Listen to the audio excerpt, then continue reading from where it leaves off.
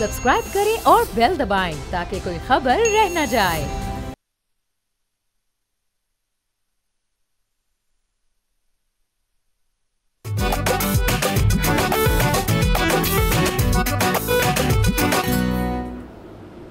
अस्सलाम वालेकुम। बोलो जनाब में बहुत बहुत खुश आमदीद। मैं हूँ असद निज़ामी, मेरे साथ है अली आफ्ताब। सर क्या हाल है? सर ज़बरदस्त हैं, बस गर्मी है वो हमने गुजारनी है, उस पर मज़ीद कंप्लेन करना नहीं बनता।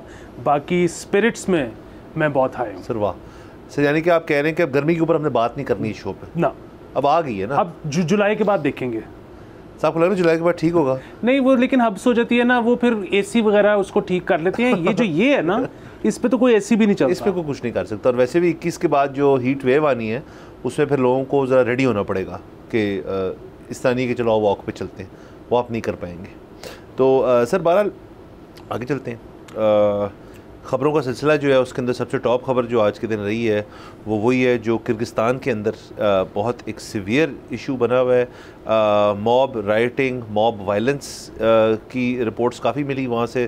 तो ज़ाहिर है उसके अंदर फिर हमने थोड़ी सी हमने भी इन्वेस्टिगेट किया और लोगों के ज़रिए भी हमें ख़बरें मिलती रही हैं सारे दिन में। तो अब तक की जो अपडेट है वो मैं शेयर करना चाहूँगा आपसे भी और हमारे ऑडियंस से भी कि सबसे पहले तो इस्टेब्लिश ये चीज़ कर लेनी चाहिए कि पाकिस्तान से को 12,000 स्टूडेंट्स जो हैं वो किर्गिस्तान में पढ़ते हैं।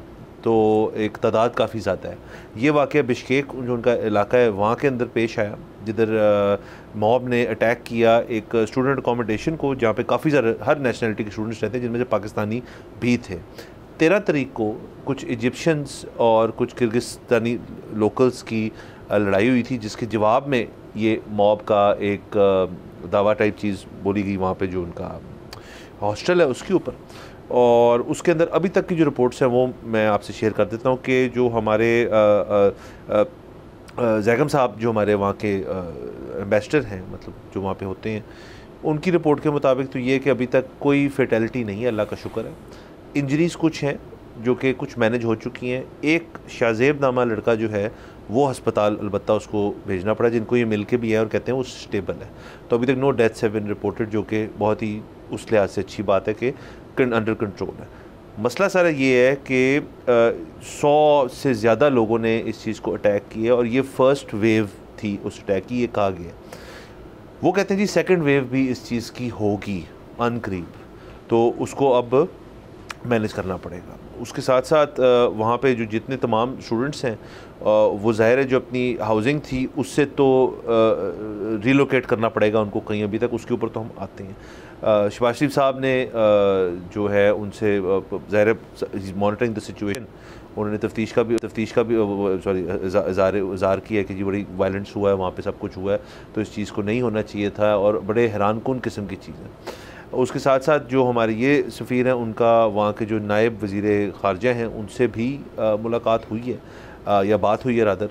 तो सिचुएशन जो है इस वक्त तक तो लग रहा है कि अंडर कंट्रोल है जब हम ये शो जो है रिकॉर्ड कर रहे हैं। अलबत्ता ये एस्केलेट भी कर सकता है और अगेन मॉब मेंटालिटी का आपको पता है कि सिचुएशन जब आउट ऑफ हैंड हो जाए तो फिर बहुत आउट ऑफ हैंड हो जाती है, जो कि यहाँ हुआ। जो वीडियोज़ आपने और मैंने देखी, हम सुबह से इसके ऊपर डिस्कशन कर रहे थे कि ये काफ़ी संगीन किस्म की सिचुएशन है। तो उसमें वायलेंस काफ़ी नज़र आया, उसमें मारधाड़ काफ़ी नज़र आई और रिज़ल्ट इसका ये कि इजिप्शियन ओरिएंटेड फ़ाइट थी, जिसका ज़ाहिर है उसके जो असरात हैं वो तमाम नेशनलिटीज़ पे जा रहे हैं, जिनमें पाकिस्तानी भी हैं। हाँ जी, पाकिस्तानी 4 बच्चे थे जो कि हॉस्पिटल जिनको जाना पड़ा, उनमें से 3 डिस्चार्ज हो गए हैं और एक जिस तरह आपने बताया कि अभी भी अस्पताल में है। इसके अलावा अभी तक अल्हम्दुलिल्लाह कोई मौत नहीं हुई। एक चीज़ जिसको मैं डिस्कस करना चाहता हूँ और वो ये है कि ये कल रात से ख़बरें आनी शुरू हुई, इसका फुटेज भी बाद में आना शुरू हुआ और फुटेज में हमने यकीनन देखा कि ख़वातीन को भी वो जो है कॉर्नर कर रहे थे, यकीनन ज़दोकोब भी किया होगा। लेकिन पाकिस्तान में जब भी किसी भी किस्म का ऐसा वायलेंट वाक़या होता है, जो सबसे पहले स्पेकुलेशन की जाती है वो ये है कि जी इतने रेप हो गए। हालांकि अभी तक ऐसी कोई बात वहाँ से अब नहीं आई। लेकिन यहाँ पर जो पाकिस्तानी ट्विटर अकाउंट शुरू यहाँ से हुए थे कि जी इतने ख़वातीन का रेप हो गया, अब वो जब राब्ता इस्टेब्लिश हुआ है वहाँ पे ख़वातीन के साथ और दीगर स्टूडेंट्स के साथ, तो उन्होंने यही कहा कि जी मारकुटाई हो रही है, लेकिन ये बात नहीं हुई। दूसरी चीज़ ये है कि ज़िंदगी मुश्किल तो आज भी उनकी उतनी ही है। कल तो बाकायदा वायलेंस हो रहा था, दरवाजे तोड़े गए, अंदर घुसे, मारा गया हॉस्टल्स के अंदर। आज अब क्या है कि इस वक्त एज वी स्पीक कोई वायलेंस नहीं हो रहा, लेकिन बाहर बारिश है और रीलोकेट करने के लिए उनको कहा जा रहा है कि आप यहाँ से बाहर निकलें, अपनी रेजिडेंस छोड़ें। जी बिल्कुल। अच्छा, अब वो जब रेजिडेंस छोड़ रहे हैं तो उनको कोई जगह नहीं दी जा रही रीलोकेट करने के लिए, बस वो कह रहे हैं आप अपना बंदोबस्त खुद ही कर लें, यहाँ से निकलें, क्योंकि ख़तरा है कि यहाँ पे अभी फिर अटैक ना हो जाए।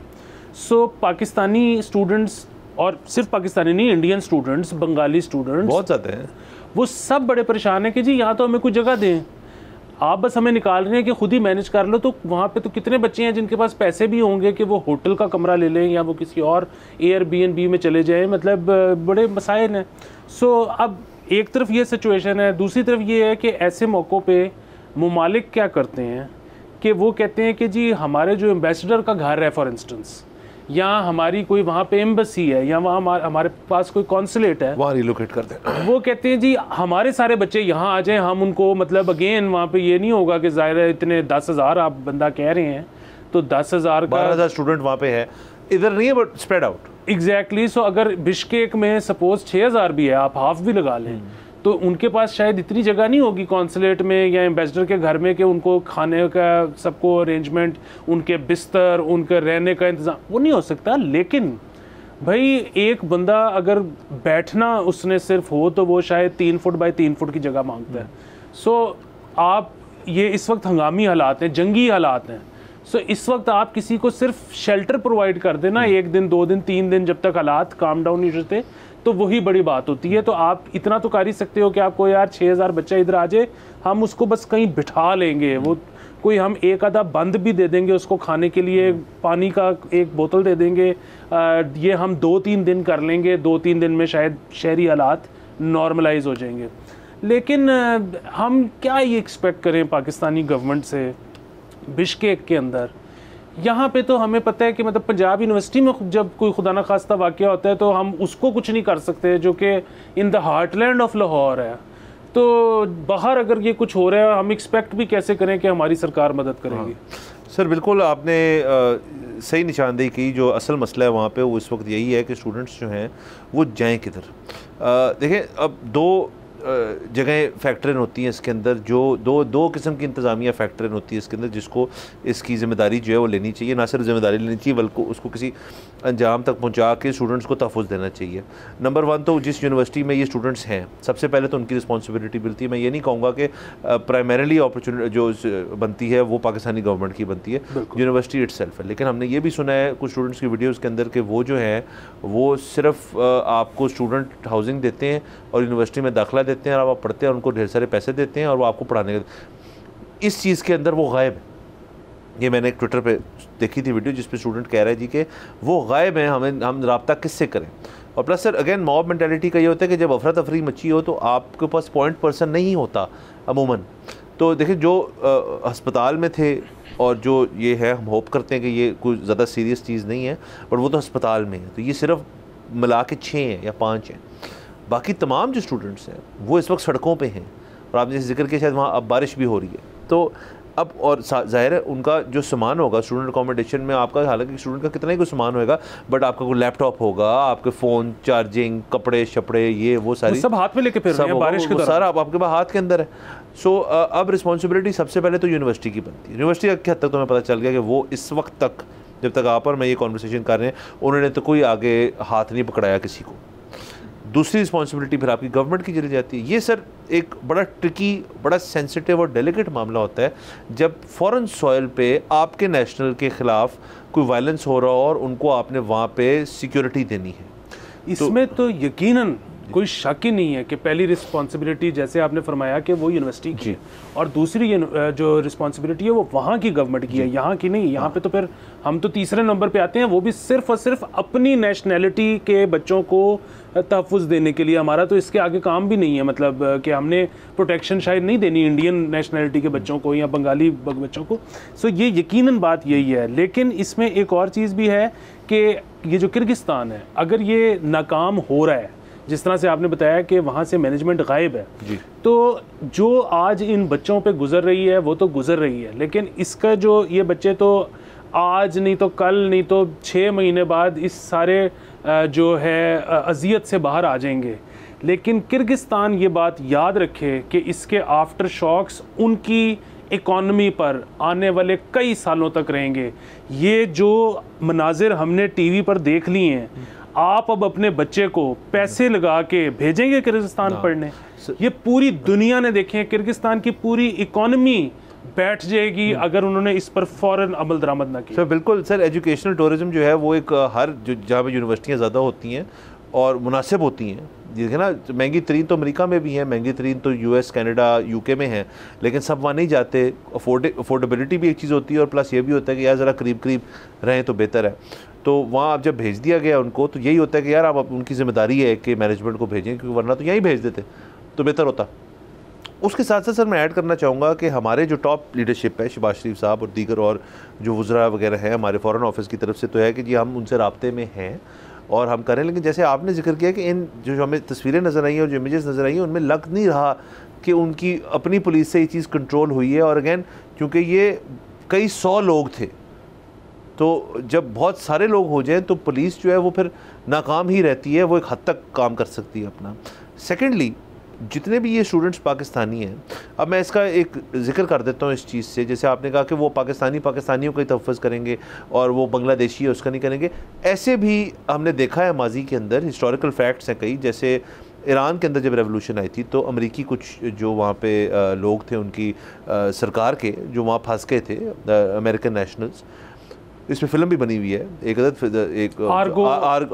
बड़ी सारी बनी हुई है। तो वहाँ पे कनेडियन एम्बेसडर ने उनको हाउस किया हुआ था अपनी तरफ। आपने हाउसिंग का जिक्र किया ना, तो जो फ्रेंडली ममालिक होते हैं वो भी फिर मिलजुल के इसी सिचुएशन के अंदर, और डिप्लोमेसी है ना ये बेसिकली, तो उसको हैंडल करते हैं ना। इस किस्म की बात को अभी तक तो हमें मिली है। अगेन हम गवर्नमेंट को ब्लेम नहीं कर रहे, ये बड़ा फ्रेश है, आपने कह ही दिया कि पाकिस्तान तो तीसरे नंबर पे आती है। ये तो सबसे पहले यूनिवर्सिटी का, फिर उनकी अपनी सरकार का, फिर आ जाके हमारी आती है। लेकिन मेरा अपना ख्याल है कि अल्लाह करे कि ये सिचुएशन संभल जाए।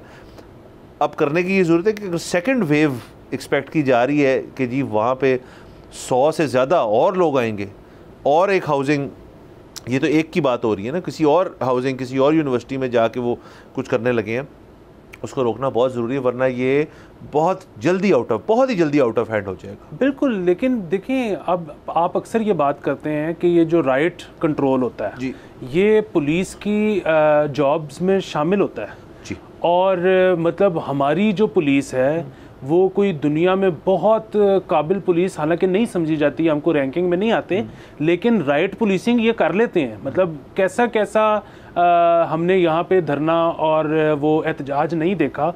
मतलब वही बात है कि हमारे यहाँ पे जब ऊपर से ऑर्डर नहीं आता तो फिर तो एहतजाज करने वाले मिनिस्टर का इस्तीफ़ा भी ले जाते हैं, लेकिन एक दफ़ा ऑर्डर आया हो तो ये पुलिस कुसकने नहीं देती किसी को।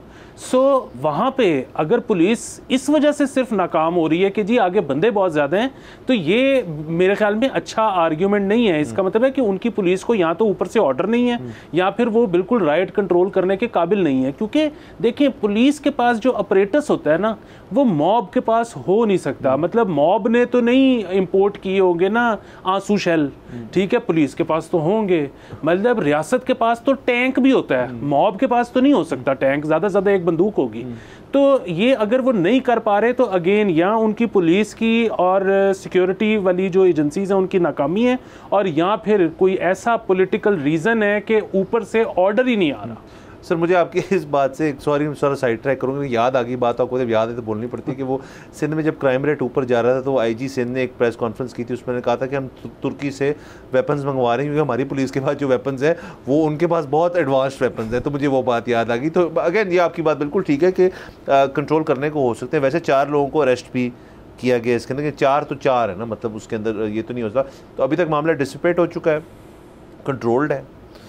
स्टूडेंट्स अलबत्ता नहीं कंट्रोल्ड, उनके लिए कोई ना कोई मैकेनिज़्म बनाना पड़ेगा। हमारे जो सफ़ीर हैं वहाँ पे वो अस्पताल भी हुए हैं, बाकी चीज़ें भी कर ली हैं। अब मेरे ख्याल में उनको इस चीज़ का जायज़ा लगाना चाहिए मिल के, किर्गिस्तानी गवर्नमेंट जो है उसके साथ कि यार हमारे शहर हैं सारे, अगर तो सड़कों पे हैं तो उनको कहीं मुंतकिल किया जाए और अब पाकिस्तान मेरे ख्याल में उनकी गवर्नमेंट पे रिस्पॉन्सिबिलिटी लेके तीसरे नंबर पे जो उनका, जैसे आपने कहा, उस पर आ जाए और कोई ऐसी जगह पे सरकार पैसा खर्चे और इनको ठहराए। बाकी सर वी होप कि ये सिचुएशन जो है जल्दी संभल जाए और को मज़ीद अटैक्स ना हो। यहाँ जाना है हमने एक ब्रेक के ऊपर, प्लीज़ स्टे विद अस।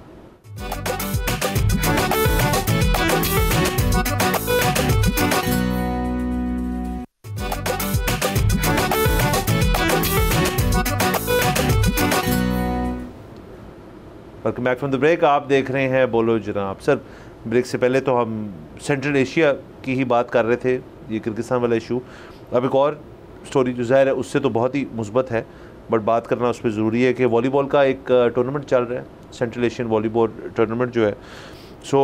पाकिस्तान ने तुर्कमानिस्तान को हरा के वो टूर्नामेंट जो है वो जीत लिया है। तो ये तो बड़ी मुस्बत खबर, बहुत ही मुस्बत खबर है। तो ना सिर्फ हॉकी जो हमारे दिलों में वो एक जीत थी, वॉलीबॉल में भी पाकिस्तान जो है इट इज़ नाउ अपना मनवाया अपने आप को उन्होंने इस टूर्नामेंट के अंदर, और ये बहुत ही अच्छी चीज़ है। 5 लाख रुपए मेरे ख्याल में फ़ी प्लेयर इनाम भी अनाउंस हुआ है। ये भी बहुत अच्छी बात है फॉर एक ऐसी स्पोर्ट जो कि रिलेटिवली अननोन स्पोर्ट है हमारे उसके अंदर। बहुत अच्छी बात है कि हुकूमत वक्त जो सब हैं वहाँ पे बैठे हुए वो इस चीज़ को नोटिस कर रहे हैं और इन चीज़ों को थोड़ा सा हाईलाइट कर रहे हैं। ये चीज़ हमें बहुत पसंद आती है। उसके साथ साथ हॉकी का भी मैं सिर्फ ऐड करूँ, इसी से लिंक्ड है उस तरह से कि हमने इसी शो पे कहा था कि इनको तमाम सीनियर लीडरशिप जो है हमारे मुल्क की इस वक्त उनको मिलना चाहिए, और इनको कोई इनाम भी अनाउंस हुआ है हॉकी टीम को, हमने जिक्र भी किया था शो के ऊपर। चीफ अवामी स्टाफ आसिम मुनीर साहब जो हैं उनकी भी मुलाकात हुई है हॉकी टीम के साथ, बल्कि बाकायदा तस्वीर भी उनकी हुई। तमाम टीम उनके वो गई और उनसे उनकी मुलाकात हुई और उन्होंने भी ज़ाहिर उनको शाबाशी दी होगी कि आपने ये किया। सो सर ये सारी चीज़ जो है ये मेरे नज़दीक तो बहुत ही मुस्बत है। जी ये बहुत अच्छी खबर है। इसमें ना एक सवाल उठ रहा है और वो सवाल ये उठ रहा है कि जो ऐलान हुआ था इनाम का हॉकी प्लेयर्स के लिए वो हुआ था 2 करोड़ पे जी। वो अगर आप 16 पे डिवाइड करें तो वो शायद कोई 12 साढ़े 12 लाख रुपया पर पर्सन निकलता है। जबकि जो अनाउंस हुआ है वॉलीबॉल प्लेयर्स के लिए वो शायद 5-6 लाख रुपये है पर पर्सन। सो उसमें मेरे ख्याल में एक वजह ये हो सकती है कि हमने जिस तरह कल वाले शो में बहुत तफसीलन ये बात की थी कि हमारी जो वॉलीबॉल टीम है वो इतनी अंडरडॉग नहीं है एशिया में, वो एशिया में बड़ा अच्छा रैंक करती है। हमारे जो इदारे हैं जिसमें फ़ौज, पुलिस, वापडा ये सब शामिल हैं, यहाँ पर वॉलीबॉल्स की टीम बाकायदा मौजूद हैं, उनके पर्क्स होते हैं। प्लस ये जो टीम हमारी गई थी ये बग़ैर स्पॉन्सरशिप के नहीं गई थी, 3 बहुत बड़े स्पॉन्सर्स थे इनके पास, बड़े कॉर्पोरेट सेक्टर के। एग्जैक्टली। सो अनलाइक हॉकी, ये जाहिर है वॉलीबॉल इज़ नॉट क्रिकेट, लेकिन ये उतनी पाकिस्तान में निगलेक्टेड स्पोर्ट नहीं है। और ये हमने इस पर भी तफसील बात की थी कल कि ये क्यों नहीं है। सो हम दोबारा उस पर नहीं जाते, सिर्फ ये कह रहे हैं कि अगर बेसिकली हॉकी में अगर हमने इनाम ज़्यादा अनाउंस किया है, हमने से मुराद है हुकूमत ने, तो क्योंकि उसने ना बिल्कुल हमारी उम्मीद के बरक्स, हम सोच ही नहीं रहे थे कि बॉयज़ जाके ये कर देंगे। यहाँ पे तो हमें थोड़ी उम्मीद थी ना, तो इसलिए ये हुआ है। और हमारा तो ये ख्याल है कि इससे भी ज़्यादा हॉकी वालों को इनामात मिलने चाहिए। बिल्कुल। और सर दूसरा मैं अगेन ट्विटर, हम आपको पता है छानबीन करते हैं, ट्विटर एक्स हालांकि बंद है बट उसकी चाबी होती है सबके पास, तो हम उसमें चीज़ें देखते रहते हैं। सो उसके अंदर जो एक चीज़ जो मैंने पढ़ी वो मेरा बड़ा मुझे बुरा लगा कि तनकीद करने वाले कहीं हैं। मतलब कुछ तो लोग कहेंगे, लोगों का काम है कहना ये जितनी बात ज़बरदस्त बैठती है ट्विटर पे ना उतनी कहीं और नहीं बैठती, कि जी ये तो होम ग्राउंड एडवांटेज की वजह से ये टीम जो है इतना अच्छा कर गई है, ये पाकिस्तान के अंदर क्योंकि हो रहा था टूर्नामेंट तो इसलिए टीम ये कर गई है। यार देखें, ये क्रिकेट पे बात हो सकती है, पिचें होती हैं उसके अंदर, ग्राउंड होता है, एक अपना माहौल होता है। वो वॉलीबॉल जैसी स्पोर्ट में तो आपकी जो उनकी एसोसिएशंस या उनकी जो चीज़ें होंगी वो तो एक मुश्तरका जिसको पिच कहते हैं या जो भी उनको कोर्ट कहते हैं, वॉलीबॉल कोर्ट होता है, कोर्ट कहते हैं, वो तो एक तरह का होता है। उसमें कैसे कोई ये ट्वीट करके लिख सकता है बगैर सोचे समझे कि जी ये तो होम ग्राउंड एडवांटेज था, वॉलीबॉल तो असल खेली जाती है मतलब यूरोप में, और बाकी जो टीम है, ब्राज़ील बड़ी ज़बरदस्त टीम है ये वो, उनके साथ इनको खिलाना फिर पता चलेगा। क्यों नहीं, वाई नॉट। आपकी ओलंपिक कमेटी जो है उनको इस दफ़ा हॉकी और हमारी जो वॉलीबॉल ख़ास तौर पे, वॉलीबॉल क्योंकि ओलंपिक स्पोर्ट है, उस पर आप फोकस करें, इन लड़कों को तैयार करें और उनको भेजें। अब तो खैर टाइम कम रह गया, लेकिन चले अगले ओलंपिक्स के लिए तैयार करें। अगर तो अब देखें मशहूरी इस टूर्नामेंट की वजह से हो गई है तो वाई स्टॉप देयर, आप इन प्लेयर्स के अंदर और इन्वेस्टमेंट करें। अब इनके पास तो स्पॉन्सर भी हैं, गवर्नमेंट मिल जाए, गवर्नमेंट पैसे ना दे, पैसे हैं उनके पास, ये आपने जिक्र किए जैसे, गवर्नमेंट उनको एडिशनल सपोर्ट दे, तो फिर ये चीज़ जो है इसके अंदर जाके इंटरनेशनल बाकी जो बेस्ट टीम्स हैं इन द वर्ल्ड खेलेंगे, वहाँ भी बनवा लेंगे अपने आप को। बिल्कुल, ये यकीनन ब्राज़ील की टीम या यूरोप की टीम्स ज़्यादा अच्छी होंगी, लेकिन अगेन अगर पाकिस्तान एशिया में बहुत अच्छा रैंक कर रहा है तो बेबी स्टेप्स, ये पहली चीज़ है, इसके बाद हम यूरोप भी जाके खेल लेंगे। नंबर 2 जो आपने कहा कि जी वो होम कोर्ट एडवांटेज, तो वो बात दुरुस्त है कि ये मतलब वो तो है नहीं कि इन पिचेस का हमें ज़्यादा पता है, इस एटमॉस्फेयर का हमें ज़्यादा पता है, वहाँ पर तो बड़ा एक स्टैंडर्ड किस्म का कोर्ट होगा। हाँ, एक चीज़ होती है क्राउड कि वो आपको फेवर कर सकता है, लेकिन मैं आपको एक बात बताऊं कि पाकिस्तान में मुझे लगता है कि क्रिकेट के अलावा क्राउड कहीं पे ज़्यादा जाता ही नहीं है। सो यहाँ पर भी कोई बहुत ज़्यादा क्राउड पाकिस्तान को शायद सपोर्ट करने आया ही नहीं होगा। सो बॉयज़ खेल गए हैं, बड़ी बात है, बड़ी बात है। और अभी सर ये देखें आप, हमारा एक या तो हो चुका है या होने वाला है सऊदी अरेबिया वैसे पाकिस्तान का फुटबॉल मैच भी है, बड़ा इस्लामाबाद के अंदर है। उस पर बाय द वे मैंने सुना है कि कुछ लोग मुझे, मेरे दोस्त मेरा मिले, वो कह रहे थे यार कि मैं और मेरे बच्चे 2 जा रहे हैं उसको देखने के लिए, वो लाहौर से जा रहे हैं मैच देखने के लिए, क्योंकि बच्चों को फुटबॉल का शौक है, तो ये भी बहुत अच्छी चीज़ है। और सऊदी अरेबिया कोई ऐसी टीम नहीं है, उन्होंने वर्ल्ड कप के अंदर अर्जेंटीना को फेंट दिया था, बिल्कुल, तो ऐसी कोई मसले वाली बात नहीं है। हाँ, पिछली दोनों दफ़ा क्वालिफाई तो किया हुआ था वर्ल्ड कप के लिए अर्जेंटीना को। इट्स अ बिग मैच, और मैं इंकरेज करूँगा, अगर तो सॉरी मैं अभी मेरे ज़हन में है, अगर तो हो चुका है तो सॉरी, अगर नहीं हुआ तो आई एम श्योर आपको टिकटें मिल जाएंगी। अगर इस्लामाबाद में है तो फिर तो डेफिनेटली गो, लेकिन अगर आपके बच्चों को शौक है, यहाँ पे आउटिंग्स की अपॉर्चुनिटी कितनी को होती हैं, ज़रूर जाएँ और जाके देखें। गर्मी होगी लेकिन गर्मी तो होती है सर, गर्मी तो अब है, जैसे हमने शुरू में कहा, जैसे आगे चलते हैं, अगर वो इस गर्मी में खेल सकते हैं तो आप देख क्यों नहीं सकते। हाँ, और ख़ास इस मैच के लिए जो फुटबॉल वाला है उसके लिए स्पेशल फ्लड लाइट्स लगी, क्योंकि आपको पता है ना कि फीफा वाले जो है इनका था कि जी ख़ास किस्म की फ्लड लाइट जो है आप इसको बनाए, तो वो उन्होंने लगवा ली। जो हमारे पास पहले थी वो स्टैंडर्ड की नहीं थी। हाँ सर, स्टैंडर्ड ऊपर जा रही है स्पोर्ट्स के अंदर, बहुत अच्छी। सर स्पोर्ट्स की खबरें हम बहुत ज़्यादा डिस्कस करनी चाहिए, क्योंकि स्पोर्ट्स नेगेटिव होते हुए भी हमेशा पॉजिटिव ही रहती है और रेवेन्यू लेके आता है सर। अच्छा, आगे चलते हैं सर। सर एक कन्फ्यूजन पैदा हो गई है नादरा के अंदर और इंटीरियर मिनिस्ट्री के बीच में।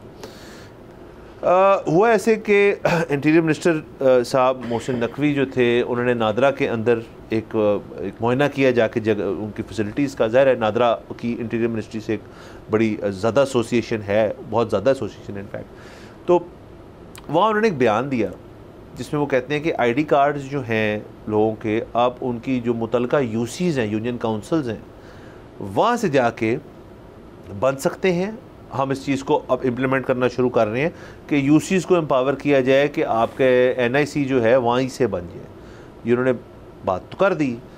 नादरा का उसके बाद एक बयान आया, बाकायदा बयान आया, जिसमें वो कहते हैं ऐसी कोई बात है ही नहीं है, ना ऐसा कोई प्लान है, ना ऐसा हम कर रहे हैं। तो नादरा ने तो इसका पूरा डिनाइल दे दिया। उन्होंने कहा हाँ ये बात कई दफ़ा हो चुकी है कि ऐसे करना चाहिए है, लोगों की सहूलत बड़ी हो जाती है ना, वरना तो आपको रीजनल सेंटर्स में ही जाना पड़ता है जहाँ इतना रश भी होता है। तो यूसीज़ को एम्पावर कर देंगे तो ज़रा ये बेहतर हो जाएगा।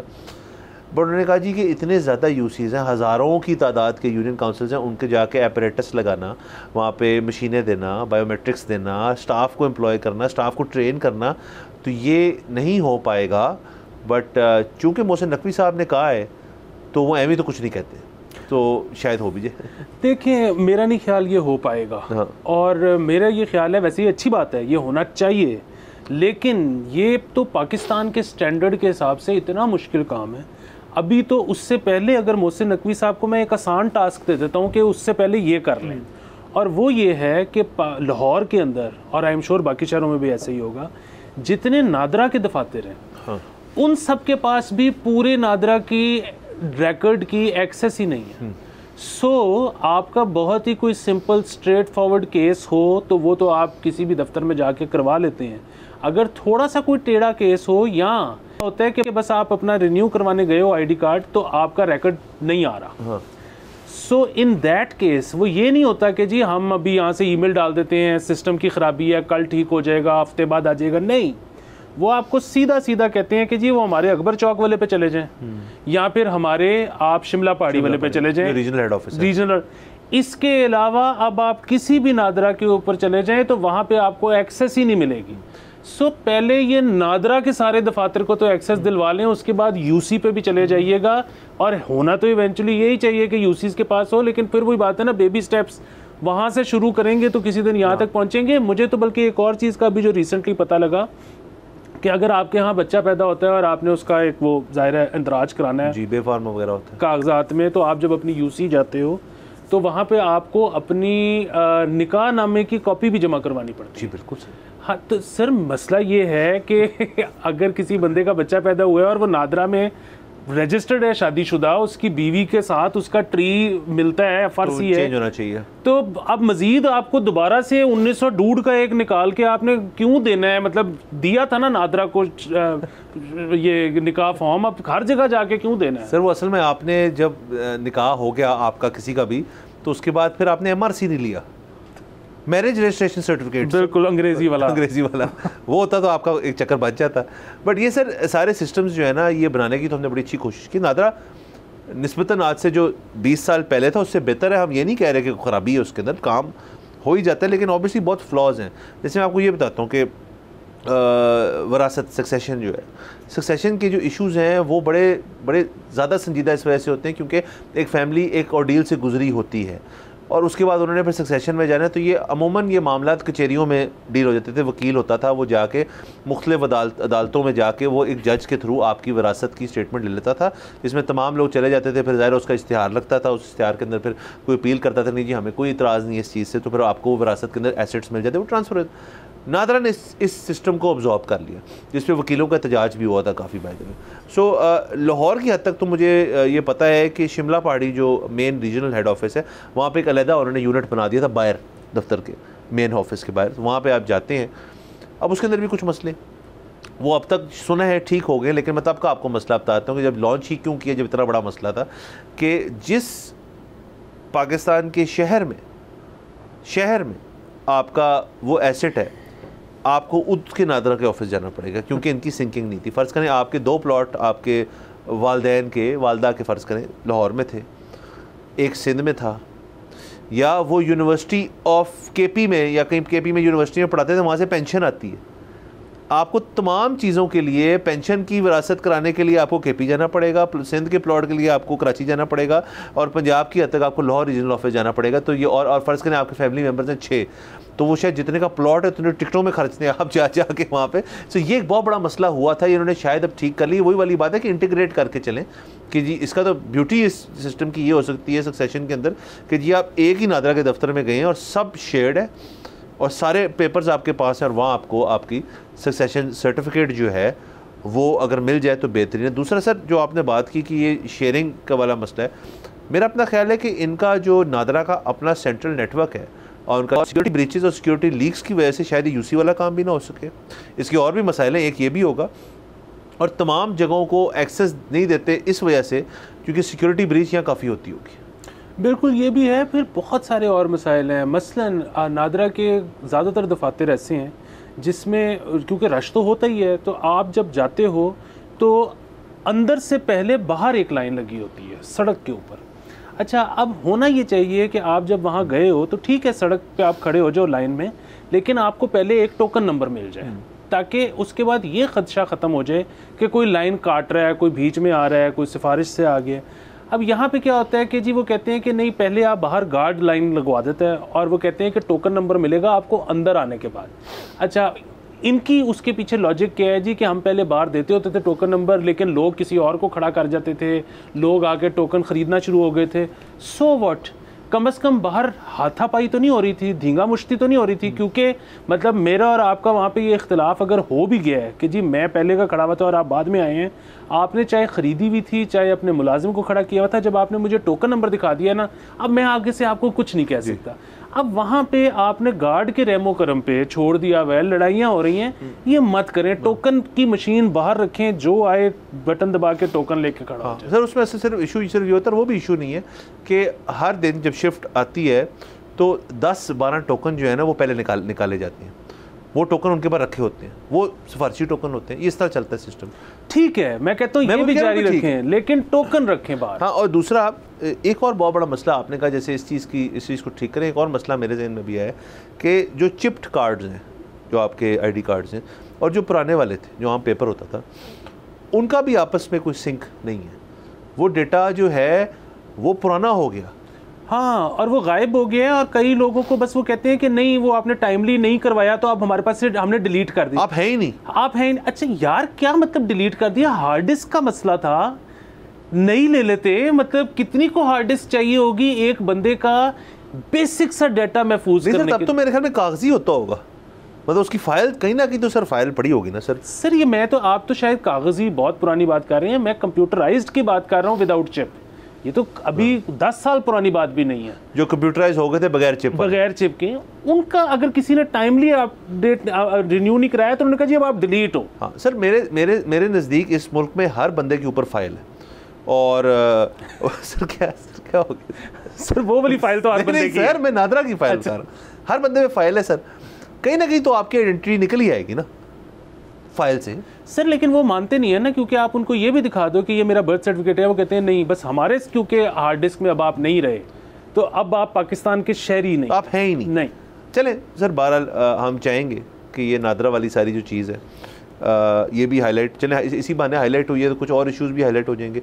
बजाय सर देखिए अब हमें, सर मैं तो इनको ये इंसेंटिव देना चाहता हूँ कि आप बजाय कि जो बंदा टाइमली रिन्यू नहीं करते उसको डिलीट ही कर देते हैं, उसको एक्टिव रखें। आपने कल को खुदा ना खास्ता वोट शोट पड़वाने पड़ जाते हैं तो आपके पास वो मार्जिन होना चाहिए। उनको वो आपके बैक पॉकेट वोटर्स हैं जो आपको पता ही नहीं है वो। सर दूसरा मैं चाह अब ये मैं रहा हूँ गवर्नमेंट से, देखा आपको पता है मैं गवर्नमेंट से कुछ ना कुछ मांगता रहता हूँ। मैंने मैक्रो लेवल प्लान मांगा था, हफ्ते के अंदर अंदर नहीं मिला, तो आज सर मैं चले उसको आसान कर। सर आप बहुत नीडी हैं सर, बिल्कुल नीडी आदमी। सर मैं ये चाहता हूँ कि अब जो जिद्दत वाले प्लान्स है ना कि यार हम यूसीज को एम्पावर कर देंगे आईडी कार्ड इशू करने के लिए, हम अगर पुल बनाएंगे अब तो उसके नीचे से एसी की हवा आ रही होगी, हम लाहौर को 6G वाईफाई कर देंगे, ये भी कुछ हो रहा है बाय द वे। हम ये नहीं, ना करें, कोई मसले वाली बात नहीं है। आप जो एग्जिस्टिंग इदारे जो चल रहे हैं जिनके पहिए एक जंग लग चुका है उनके अंदर थोड़ी ग्रीसिंग करें, उनकी थोड़ा मोबाइल डालें उनके अंदर, उनकी जो चलना है उनकी चलनियाँ बेहतर कर दें, चीज़ों की चलनियाँ बेहतर कर दें। सर ये मेरा मुतालबा है। मैं आपसे 100% इत्तेफाक करता हूँ। तो ये आज हम इत्तेफाक कर गए इस बात पे। बंद करो लाइटें, आओ कार चलिए। फैसला हो गया सर आज। सर बिल्कुल सर, और बाकी सर ठीक है, हमने कह दिया, आगे कुछ होता नहीं होता उससे कहना हमारा फ़र्ज़ है। बिल्कुल। और दूसरा मैं वैसे खुश हुआ हूँ नादरा से बहुत ज़्यादा। उसकी वजह ये है कि जब कोई इंटीरियर मिनिस्टर नुमा इंसान कोई आके बहुत टॉल क्लेम कर देता है तो अमूमन जो हमारे बाबू लोग हैं वो बस चुप करके बैठे रहते हैं कि बस ठीक है यार वेख लांगे जो होना है, करना तो ऐसे ही है ना, क्या लेन दो, बस ठीक है चुप करके चिल करो। इन्होंने सीधा सीधा कह दिया कि ये नहीं हो सकता। ये इतनी अच्छी बात है। इस मुल्क में एक बहुत बड़ा मसला है, यहाँ पे लोगों को ना ही नहीं करनी आती। सो जिस बंदे को ना करनी आती है ना वो इस पे एक बाकायदा मुहावरा है कि एक ना और 100 सुख। कि आपने बजाय को किसी को लटकाया हुआ है, किसी को आपने ना रखा हुआ है कि जी लारे पे के करेंगे, हाँ हो जाएगा, अगले हफ्ते आना, ये देखो 2 घंटे और दे दो, संडे को यूं कर लेंगे। भाई आप सीधा सीधा बोलो कि ये नहीं हो सकता, बात खत्म। सर बिल्कुल बेहतरीन सर। और आखिरी में इसमें ऐड करना चाहूँगा एक और वजह जिस लिए ये अब सारी चीज़ें जो हैं ये इस तरह चलना शुरू हो गई हैं कि बाबूजी क्यों कह रहे हैं, ना क्यों कर दिए, क्योंकि उनको भी पता है यार कि चीफ मिनिस्टर है, फाइनेंस मिनिस्टर है, सब हैं, पता नहीं कितनी देर रहना है। मतलब यहाँ पे तो आपको तो चेंजिंग कभी तक माहौल है। बहरहाल सर यहाँ पे जाना है हमने एक ब्रेक के ऊपर, सी आफ्टर ब्रेक।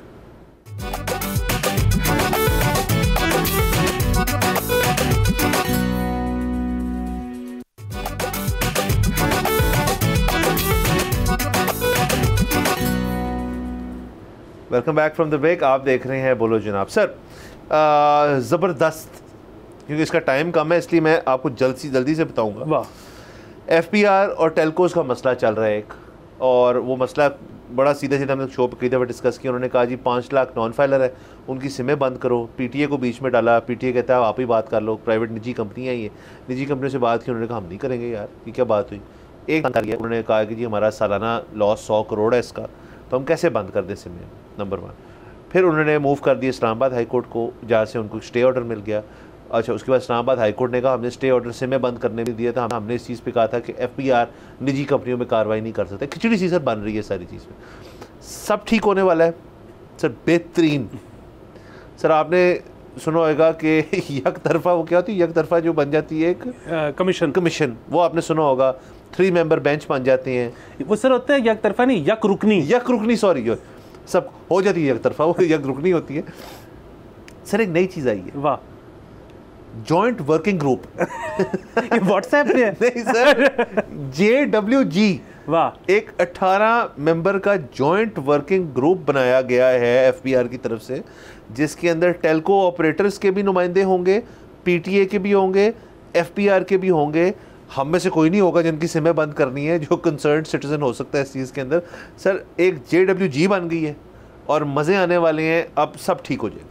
सर ये प्लीज किसी तरह हमें भी डलवाएं इसके अंदर, just for sheets and giggles, कि बहुत ज़बरदस्त खबर है। और मैं सर ऐसा चाहता हूँ कि मेरा भी ना कोई ऐसा काम हो कि लोग मुझे कमीशंस में डाला करें और मैं फैसले करूँ कि असल में मसला ये आप कर लेंगे फैसला, इसलिए आप किसी कमीशन में नहीं जाए। कमीशन का काम है फैसला ना करना। वाह, ये बहुत बड़ी बात है, क्योंकि और वैसे भी क्योंकि मंजर आम पे तो रिपोर्ट आनी नहीं होती। और ये अगेन मुझे जो उम्मीद है ना वो ये है कि जिसका भी ये आइडिया था कि इससे मैं बंद कर दो, अब ये जो कमीशन के बाद जो आएगा ना प्रपोजल, कमीशन नहीं है, जॉइंट वर्किंग ग्रुप के बाद जो प्रपोजल आएगा ना वो इससे भी ज्यादा ऑब्नॉक्शियस होना चाहिए, ताकि हम उसके ऊपर एक पूरी सेगमेंट करें, बल्कि एक पूरा शो ही कर दें। सर मैं वैसे सिर्फ ये चाहता हूँ कि हम इस चीज़ को हाईलाइट करें। ये सारा मसला सिमो शिमो से है और सब को बेहतर चीज़ बंद करनी चाहिए थी। ये सिम से बात नहीं बननी। ये लोग सर ये सीधे नहीं होंगे जब तक कोई पानी पुनी टाइप चीज़ बंद करे, को बिजली। या FBR को एक चीज़ करनी चाहिए कि उनकी एक रिकवरी टीम है, वो असेस करेंगे यार आपने जब, क्योंकि जिसने एक दफ़ा फाइल किया ही उसके बाद है, तो उसकी फाइलिंग के अंदर अगर तो आपको लग रहा है ना यार ये बंदा इसके हम घर जाएंगे ना AC उसी लगा होगा, FBR वाले जाएँ एक AC उतार के ले जाएँ, तो सर ये ज़्यादा उनके बीच तजवीज़ थी। उन्होंने कहा जी कि आप ये कहें कि जो फाइलर नहीं है ना उसका पासपोर्ट बनेगा नहीं या रिन्यू नहीं होगा। सो जो तो गरीब आदमी है उसने तो कभी बाहर जाना ही नहीं अनटिल अनलेस उसकी कोई नौकरी शौकरी हो जाए, तो इन दैट केस वो फाइलर भी बन जाएगा, और वो फाइलर नहीं भी है तो वो तो गरीब है, आपको टेंशन ही कोई नहीं। जो बंदा अमीर है उसने तो बाहर जाना है, सो वो तो फाइल उसके बाद करेगा क्योंकि उसका पासपोर्ट बंद है। सो अगेन वैसे तो फिर वही बात है कि हम इस तजवीज़ के साथ भी नहीं हैं, और हम इस तजवीज़ के साथ इसलिए नहीं है कि भाई FBR सीधा सीधा जिस बंदे पे इनको यकीन है कि इसको होना चाहिए फाइलर और वो नहीं है, उस पर केस बनाए और गिरफ्तार करे, बजाय कि वो विया भटिंडा आने के कि इसका ये ना रिन्यू करो या वो बंद कर दो।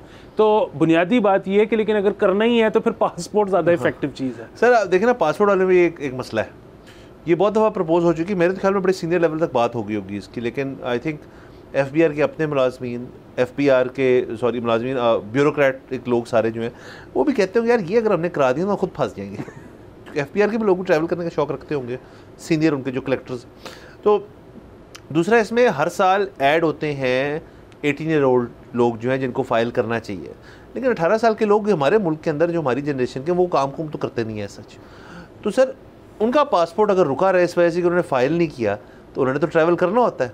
तो फ़र्ज़ करें उनका बना हो, जब पैदा होते साथ ही बन जाता है 5-10 ईयर्स बाद, जब वो 18-19 साल का हुआ है और उसका पासपोर्ट क्यों नहीं रिन्यू हो रहा क्योंकि उसने जी काम फ़ाइल कुछ नहीं किया, तो वो कहेगा यार मैं काम ही नहीं किया, मैंने कुछ नहीं कमाया, मैं रहता भी अपने वालिदैन के घर पे हूँ, मैं खाता भी उनसे हूँ, मैं सब कुछ उनके साथ करता हूँ, तो मैं किस चीज़ का फ़ाइल करूँ, मेरा पासपोर्ट बना, इसलिए मसला हो नहीं। लेकिन इसमें प्रॉब्लम है ना, वो ये है कि अगर तो बात होती तमाम नॉन फाइलर्स की, तो वो तो 5 लाख थोड़ी हैं, वो तो 24 करोड़ की आबादी में मेरे ख्याल में 2 करोड़ भी नहीं होंगे फाइलर।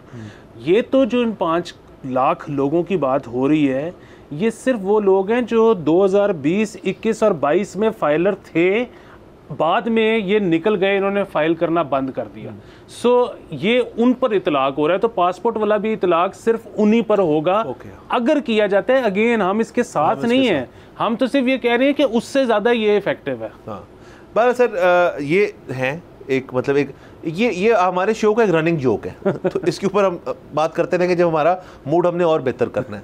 तो हमारा सर इजाज़त लेते हैं, नाज़रीन हमारा वक्त ख़त्म हो जाता है, कल आपसे इंशाल्लाह फिर मुलाकात होगी। खुदा हाफ़िज़।